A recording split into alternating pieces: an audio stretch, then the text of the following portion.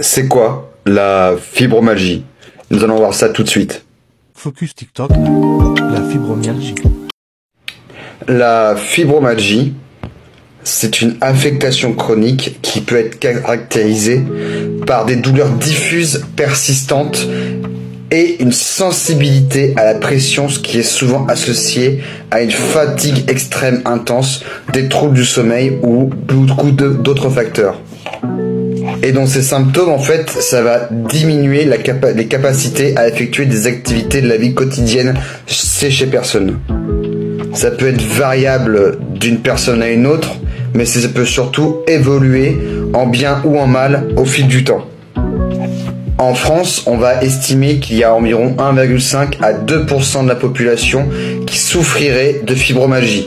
Et c'est plus fréquent chez les femmes qui ont entre 40 et 50 ans.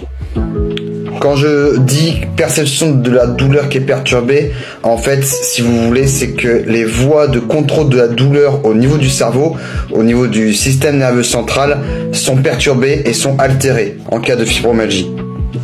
Les neurotransmetteurs, en fait, transmettent des mauvaises informations qui font que justement, on va penser qu'il y a un peu plus mal que ce que ça l'est actuellement, normalement. Et donc, du coup, un facteur qu'on va retrouver de syndrome de fibromyalgie qui peut se retrouver chez ces personnes-là, c'est d'avoir mal juste en se faisant toucher, par exemple. Et il y a des facteurs qui sont prédisposants, en fait, pour avoir cette fameuse fibromyalgie. En général, c'est suite à des grosses dépressions ou des contextes de vie difficiles ou de sentiments d'isolement qui font que ça favorise cette fibromyalgie. Il peut y avoir également suite à un accouchement par exemple, suite à des accidents, des infections virales, une intervention chirurgicale, etc., etc.